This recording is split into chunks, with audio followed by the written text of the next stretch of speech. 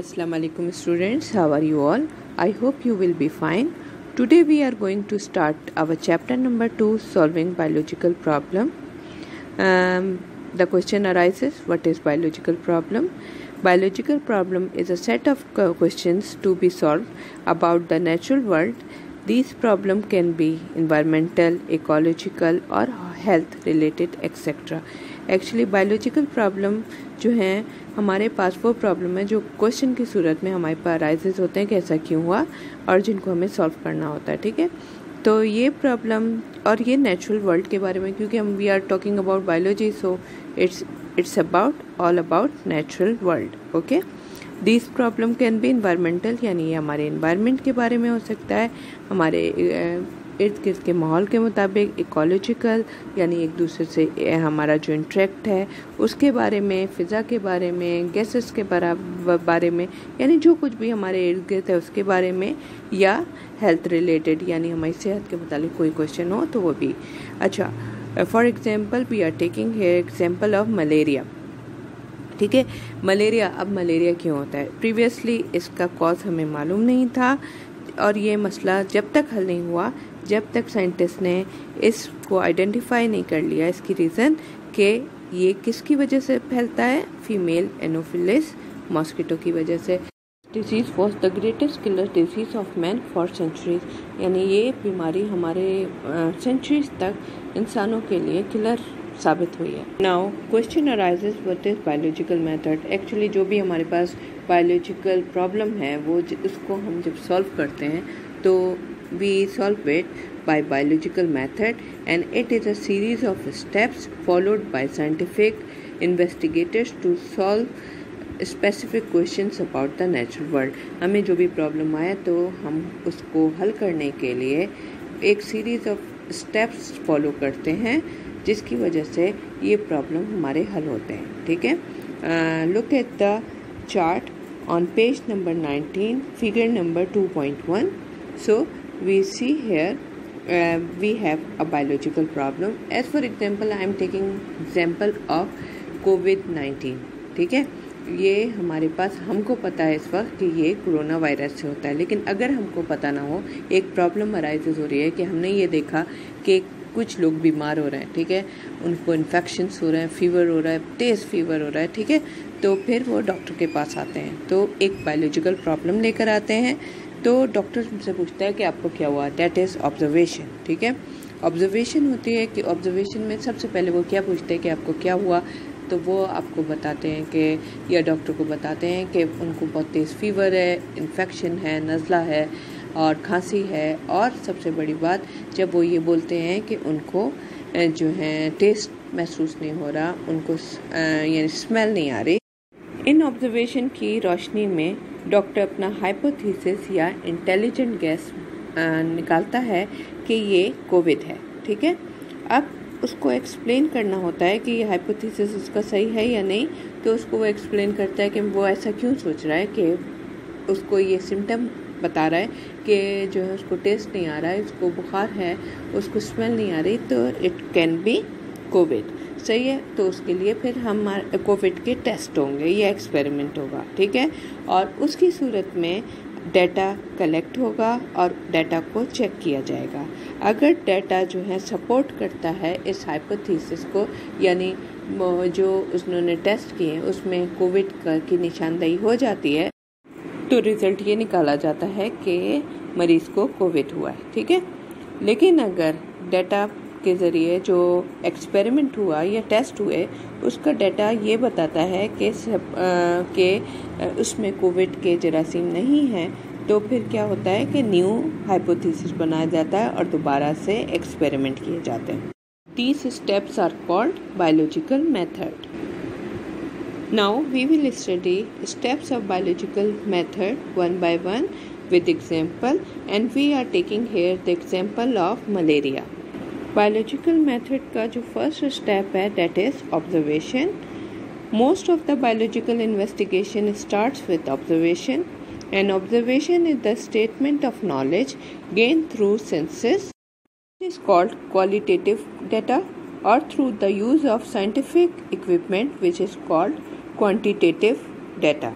Observation में हम data या मालूमात को कलेक्ट करते हैं। ये मालूमात हमारी सेंसेस मसलन आईसाइट, हियरिंग, टेस्ट, टच या स्मेल से भी हो सकती है। ऐसे डेटा या मालूमात को हम क्वालिटेटिव डेटा कहते हैं। इसके अलावा हम मालूमात साइंसी इक्विपमेंट या साइंटिफिक इक्विपमेंट से भी ले सकते हैं। ऐसी मालूमात को हम क्वांटिटेटिव डेटा कहते हैं। As for example we can use thermometer for measuring temperature और we use stethoscope for measuring heart beat. और इसके अलावा हम हाइट को नापने के लिए मेजरिंग टेप यूज़ कर सकते हैं। पल्स रेट को चेक करने के लिए हम टाइम देखकर फिर पल्स रेट चेक कर सकते हैं। यानी हम साइंटिफिक इक्विपमेंट के ज़रिए भी अपने डाटा को कलेक्ट कर सकते हैं। Now we are taking malaria as an our example. In 1880, a French physician, Lebrun, studied the blood of malaria patient under microscope and observed tiny creature Plasmodium in their blood. यानी हम जो है malaria का example लें तो हमें ये observation होती है कि तमाम मलेरिया पेशेंट के ब्लड में प्लाज्मोडियम मौजूद होता है। Now we have second step, which is hypothesis. It is intelligent guess made by scientists in the form of statement. Actually hypothesis जो है एक साइंटिस्ट जो कि किसी क्वेश्चन पे काम कर रहा है, कोई बायोलॉजिकल प्रॉब्लम पे काम कर रहा है, अपनी ऑब्जर्वेशन की रोशनी में वो एक इंटेलिजेंट गैस पेश करता है जिसको हम हाइपोथेसिस कहते हैं। अब if we take the example of malaria, the intelligent guess was made after observation that Plasmodium is the cause of malaria. Now our third step is reasoning. Biologists collect information about problem and make the hypothesis by using reasoning process. जो ये hypothesis बनता है वो ऐसे ही नहीं बन जाता। Observation के रोशनी में जो hypothesis बनाते हैं उसमें भी reason होती है कि उन्होंने ये ऐसा क्यों कहा। ठीक है, यानी हाइपोथेसिस को एक्सप्लेन करने के लिए हम रीज़न इस्तेमाल करते हैं, यानी हमने ऐसा क्यों कहा। ठीक है, there are two types of reasoning process. Number 1 inductive reasoning, number 2 deductive reasoning. If we talk about inductive reasoning in which a scientist use scientific fact to reach general idea। यानी साइंटिफिक इंडक्टिव रीजनिंग में scientist जो हैं एक specific fact use करते हैं और उससे एक जर्नल आइडिया निकालते हैं। Here we are taking example of shark, which is a fish. So we say that all fishes have scales, therefore shark also have scales। यानी शार्क एक मछली है, ठीक है, एक नॉर्मल बात है।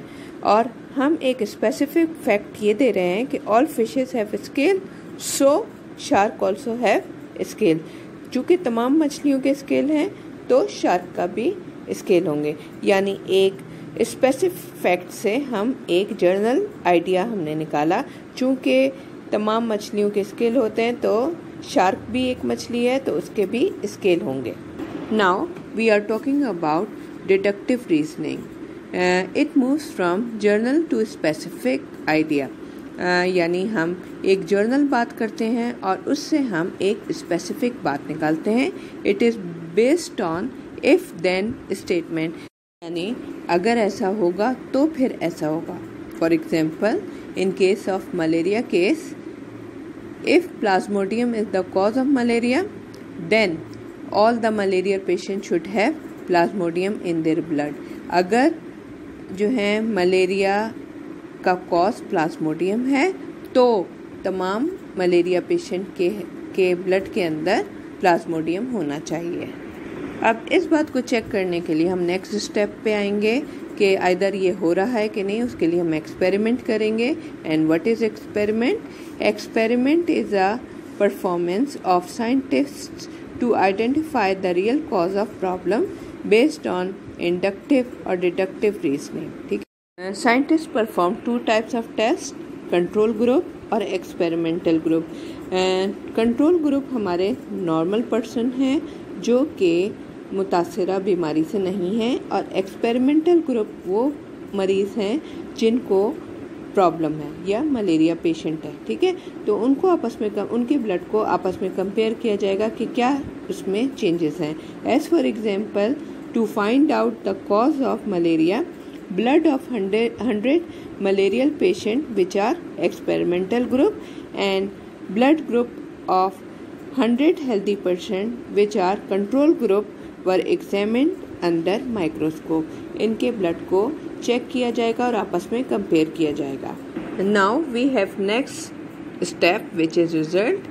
The result are where we report what happened in the experiment। Result verifies the hypothesis, यानी हमारे एक्सपेरिमेंट्स में जो भी रिपोर्ट आई है वो हमारा रिजल्ट होता है और वही जो है हमारे हाइपोथेसिस या हमारे इंटेलिजेंट गैस को कंफर्म करता है कि हम जो बोल रहे हैं वो सही है कि नहीं।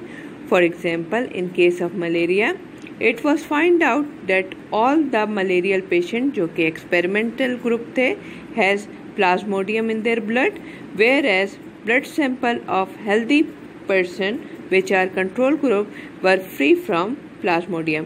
यानी एक्सपेरिमेंटल ग्रुप जो कि मलेरियल पेशेंट थे उनके ब्लड में प्लाज्मोडियम था और जो कि कंट्रोल ग्रुप या जो हेल्दी पर्सन थे उनके ब्लड फ्री था प्लाज्मोडियम से। इस तरह हमें हमारा रिजल्ट मिला और हमारा हाइपोथेसिस कंफर्म हुआ। Now we have next step which is conclusion. The final step of scientific method is developing conclusion, and this is where all the results from the experiment are verified। If the hypothesis was supported the result, it is confirmed। यानी हमारा अगर जो हमारा hypothesis था वो उसमें experiment से वो कंफर्म हो जाता है तो ठीक है, लेकिन अगर वो सपोर्ट नहीं करता एक्सपेरिमेंट तो वो एक्सपेरिमेंट को दोबारा रिपीट किया जाता है या फिर हम नया हाइपोथेसिस बनाएंगे, ठीक है। For example, in case of malaria conclusion was made that Plasmodium is the cause of malaria.